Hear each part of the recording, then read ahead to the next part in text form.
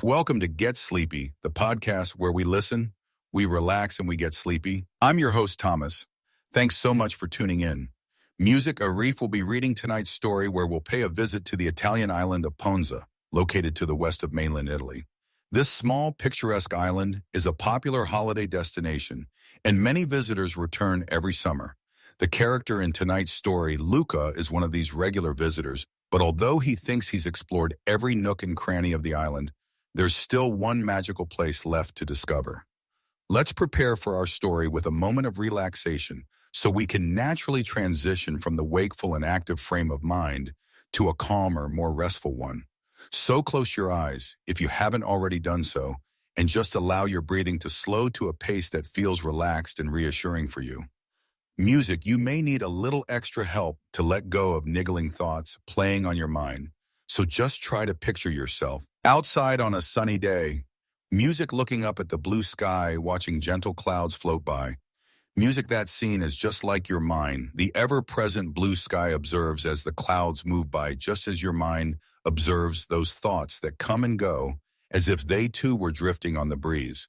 Separate any sense of your thoughts being intrinsically part of you. Music, and simply become the observer. Music.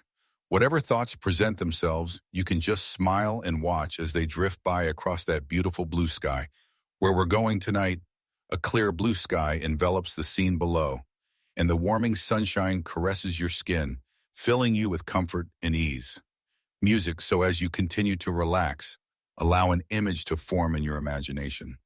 A small white boat floats on the calm surface of the sea. The colors are beautifully bright and vivid, and this is where our story begins. Music.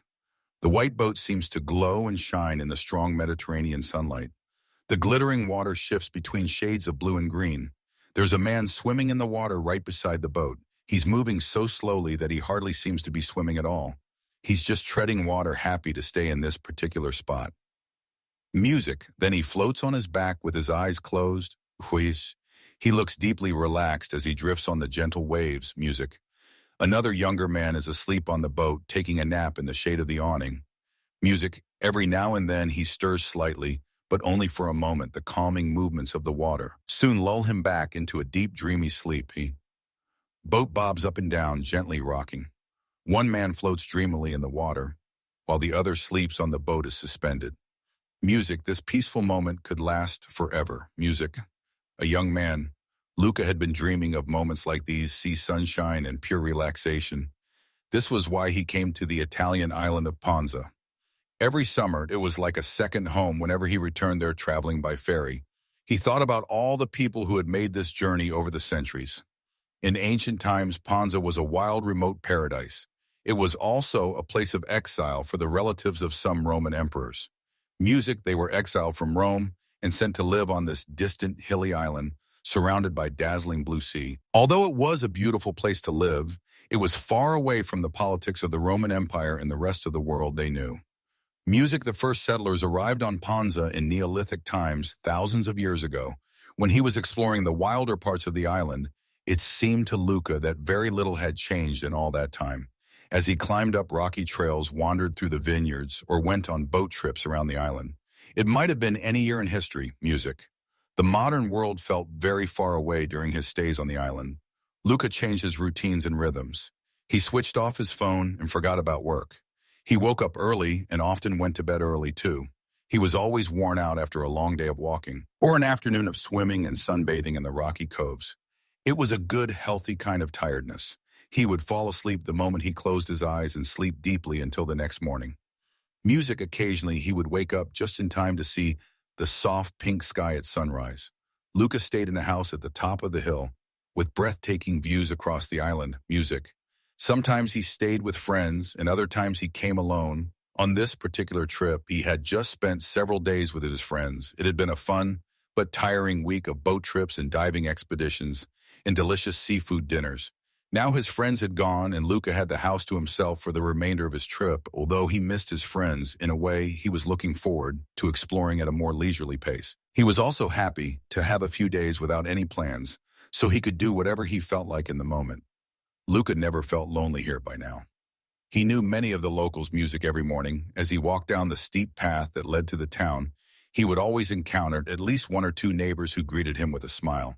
He even knew some of the dogs in the neighborhood. He often saw a friendly Labrador and an affectionate old mongrel that always came up to him hoping for a scratch behind the ear or a belly rub. Their owners allowed them to wander freely, exploring the streets and gardens. Music when he was alone. Lucas' usual morning routine involved a stroll into town and breakfast at a local cafe. Music, he would order a steaming hot black coffee and a sugary pastry filled with jam. Then he would wander through the cobbled streets of the center, admiring the colorful buildings. Many of them were painted in pastel shades, blue, itis pink, and yellow. Music. Some of the houses were white, reminding him of seaside villages in Greece. Wherever he walked, he found color and beauty and reminders of the sea. Music. The shops sold swimwear and snorkeling equipment and souvenirs inspired by the ocean. There was even a jewelry shop selling necklaces with coral pendants and charm bracelets, with little golden shells which he bought as gifts. The cafes and restaurants were brightly decorated and looked welcoming with chalkboard menus, advertising fresh fish and hearty plates of seafood pasta. As he passed under the balconies of apartments and guest houses, he saw colorful beach towels hung out to dry in the sun. The port was nearby too. Sometimes Luca would stroll to the edge of the island and have a coffee sitting outside at one of the cafes overlooking the port. He liked to watch the ships come in and see the tourists arrive. Although the port was always a little hectic and noisy, it was nice to see people's excitement as they got to town. Some looked around in wonder. Witnessing the beauty of the island for the first time, Luca smiled, remembering his own happiness and excitement on his first visit to Ponza. All those years ago, there was something special about seeing a beautiful place for the very first time. But Luca now enjoyed his visits in a different way, with a sense of comfort and familiarity. He had his routines and he knew exactly where to go. The best swimming spots were the most scenic parts of the island. Music on this particular day on his own. And with no plans, Luca decided to have lunch at one of his favorite restaurants. It wasn't far from the town, but getting there was an adventure first. He went on a short boat journey across the bay to a long, pebbly beach. He often came to this beach to sunbathe or to swim in the crystal clear water before continuing his journey to the restaurant. He allowed himself a quick, refreshing dip. Music. Once he was feeling cool and refreshed, he was ready to continue on his way. He walked to the far end of the beach, past rows of sunbeds and umbrellas, and around some pools surrounded by boulders. Music at the far end of the beach was a tall, sand-colored cliff with a steep flight of steps cut into the rock. It wasn't the easiest climb, but it was a route he'd taken many times before, and it was the only way to reach the restaurant slowly and carefully. Luca made his way up the steps, up and up, all the way to the top. The steps seemed to go on forever. But when he caught sight of a goat grazing in a batch of grass, he knew he'd arrived. This was no ordinary restaurant. Its uniqueness was one of the reasons Luca returned again and again, often several times in a single trip. It was worth the climb and getting a little bit out of breath. The main area was a large, shady terrace with some old-fashioned tables and chairs. This was the dining area with spectacular views over the beach and the bay. Music just below the terrace was a row of striped sunbeds and deck chairs for any visitor who felt like sunbathing. After lunch, there was also another row of sunbeds behind the terrace in the shade of the pine trees. In addition to the restaurant and relaxation areas, there was also a small folk museum telling the story of the island and its people. Music. There were just a couple of rooms in the museum filled with an assortment of photos, tools, and machinery. Each object was carefully labeled with handmade signs. The family who owned the restaurant also ran the museum and clearly took pride in it. They would offer guided tours to anyone who came to eat, happy to share their deep love and knowledge of the island with visitors. Music finally near the museum was a kind of farm, a vegetable garden, and some enclosures with goats and chickens. Animals sometimes wandered freely. The family's dog could often be found sleeping under one of the tables in the restaurant while the goats roamed around the garden. Luca loved the atmosphere in this special place. Music with me. Even though he had visited many times, it always filled him with a sense of childlike wonder, music. But today the main purpose of his visit was to enjoy a simple lunch with a view. He greeted the owner and then sat down with a contented sigh, happy to be resting in the shade. He sipped a glass of cold water and gazed at the panorama in front of him. This stretch of coastline was truly stunning, with its craggy glyphs and gorgeous blue water, like something from the Caribbean. He felt like he was sitting on the top of the world music. Just as he was beginning to feel hungry, the owner returned with his food. There was no written menu at this restaurant, but Luca trusted the family to prepare simple, traditional meals with fresh ingredients. Music today, the owner had prepared a delicious dish of eggplant, tomato, and cheese baked in the oven, with a side serving of pizza stuffed with chicory and olives. There was also a basket of freshly baked bread rolls still warm from the ocean. Luca tucked into his food with relish, savoring every moment. He felt perfectly content to be sitting here alone, eating a delicious meal, and admiring one of the most beautiful views in the world, music. But another advantage of this particular restaurant was the friendliness of the guests. It was easy to get into conversation with the people sitting at other tables. It felt more like a family dining room than a traditional restaurant. More than once, Luca had ended up befriending fellow diners, meeting them again for a meal or a day at the beach. This time, Luca ended up chatting to a middle-aged man at the next table. This man, Marco, was also dining alone. Luca was not surprised to discover that Marco was a sailor. He was deeply tanned, and his dark hair had a golden tint from the sun. Music. He looked like he'd spent his whole life on the sea, music. As the two men finished their meal with a cup of coffee, they shared their experiences of visiting the various coves and grottos around Ponza. Most of them were places that Luca was familiar with, but there was one he didn't know, the cave of Circes. All he knew was the name, and that it was on the western side of the island. But as he explained to Marco, he had never visited the cave and he knew nothing about Circes, music. Marco smiled and suggested they make a deal if Luca bought him lunch. Marco would take him to visit the cave of Circes and tell him the story of the myth. Luca had to see this magical place for himself, and just as the restaurant could only be reached by the steps on the side of the cliff, the cave of Circes could only be reached in one way, by boat. Luca was keen to discover another part of the island, so he accepted willingly. He agreed to meet Marco at the port the following day. Music. The next afternoon, the two friends met at the port and began their journey on Marco's little white boat. The boat was completely white from the hull to the awning. The only other color was the blue paint on the side of the hull. The boat was called La Sirena, the mermaid. It was an appropriate name for the boat, and for this particular expedition, they were on their way to visit the cave of an enchantress after leaving the port. They began to slowly navigate the circumference of the island, looking out for sights and landmarks, music. There were man-made grotto dating back to Roman times, once used as fisheries. Then they passed small rocky islands and the crumbling ruins of an ancient lighthouse high on the hill. Music. The island was small and they were in no rush to reach their destination, so they took their time enjoying the magnificent scenery. They stopped and lingered for a while in the most impressive bay, a wide expanse of coastline shaped like a crescent moon, with towering golden cliffs gazing at the cliffs. From the sea, Luca imagined how the island must have appeared to the Greeks and the Romans exactly as it was now.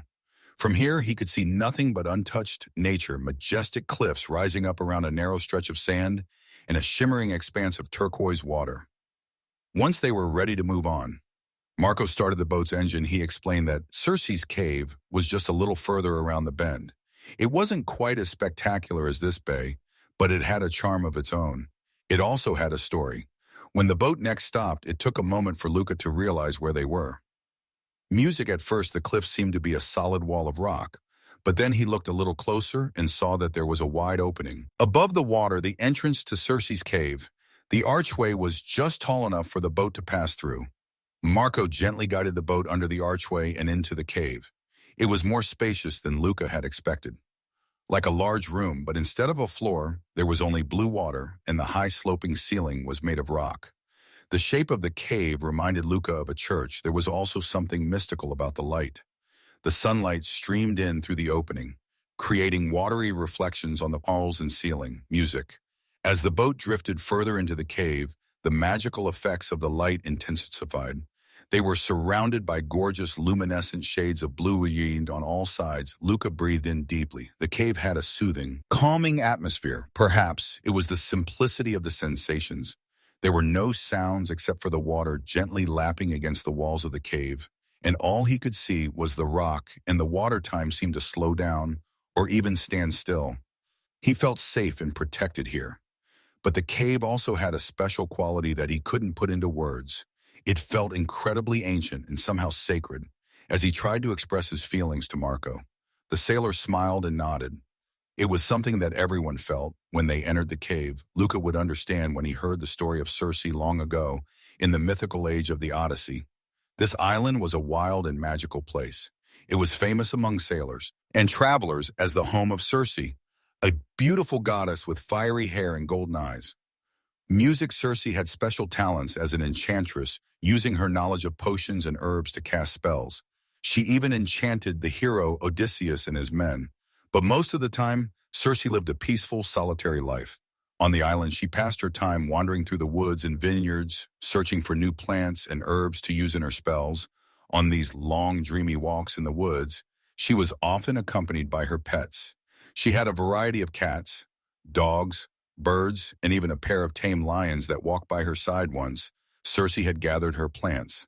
She would return to her palace in the forest on the hill and spend the afternoon creating potions or weaving on her loom. She used to sing to herself as she worked beautiful melodies like birdsong and lullabies that sent her animals to sleep. She was soon surrounded by dozing cats and dogs lying curled up on the floor near her feet. On hot summer days, Circe spent less time at work. Music, she preferred to stay outside soaking up the rays of the warm Mediterranean sun. She sunbathed on the rocky beaches or swam in the shallow water, floating on her back like a starfish. Sometimes she explored the rock pools, searching for shells, rocks, or plants to use in a spell, but she was also happy to do nothing at all, music. She would bask in the sunshine for an hour or so, then immerse herself in the cool water. Music, she repeated this cycle over and over again, all through the summer, music. Visiting the cave by the sea was another one of her summer rituals. Music, she considered it to be her own private cave, a secret she would never share with another soul. Music, when she had visitors, she would gladly show them her orchards and vineyards. She might even give them a tour of the room where she concocted her potions. But the cave was for her alone. When Circe felt like stretching her limbs, she would swim to the cave. She was sometimes joined by a pod of dolphins escorting her all the way to the entrance. Then she would float in the middle of the cave for a while. Music savoring the peaceful silence and the cool water. But when she wanted to spend a little longer in the cave, she would go by boat. She set out on her golden rowboat, rowing steadily across the waves and under the archway. She stopped only when she was in the middle of the cave, sheltered from the rest of the world. Once she was here, she would lose track of time. The boat rocked gently on the waves, spinning slowly around as Circe daydreamed. Sometimes she sang to herself, listening to her voice echo dreamily off the walls of the cave. It was like the cave was singing back to her. Sometimes she did nothing at all, letting her mind empty completely until she was aware of nothing but her breaths in these relaxing trance-like states. Ideas would often come to her, rising up out of her consciousness like a bubble in the water. She was inspired to create new healing potions or to invent even more powerful magic spells. And then ever so slowly, all thoughts faded away. Circe closed her eyes and fell into a long, peaceful sleep. Right there in her enchanted cave, this was the end of Marco's story. Now Luca understood why the cave had such a strange, magical atmosphere. The memory of Circe's songs and dreams still lingered in the air and the water and permeated the walls. Marco started the boat's engine. They slowly left the cave, passing through the archway and into the sunlight, and it even felt different outside. The light seemed softer, and the movement of the water was even slower and gentler than before. By telling Circe's story, the sailor had cast a spell of his own. Or perhaps it was just Luca's imagination. He was feeling tired now and in need of a nap. Music. He often slept on summer afternoons, and he was tempted to have a short sleep here on the boat. Marco was happy to stop the boat while Luca could join him for a swim or relax on the boat for as long as he liked. Music, there was no rush, nowhere they needed to go and nothing to do. They were free to relax. Music. Luca watched Marco dive into the water. The sailor swam with natural ease, gliding through the waves like a dolphin or like Circe swimming to her cave. Luca smiled to himself, wondering if Marco was a descendant of the goddess. Perhaps he had inherited Circe's talent. Music. It was relaxing to watch Marco swim for a while, but at last Luca was too tired to resist.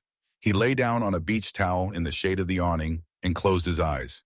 He could sense the light and warmth of the sun on his body, but in that moment he felt just like Circe. Asleep in the cave in her golden rowboat, He found it deeply soothing. Picturing the goddess in the same position, feeling the same sensations as she drifted into sleep, they were both lulled by the gentle rocking motions of the waves, breathing in deeply until their minds were quiet, warmed by the sun, and soothed by the waves. Music, Luca.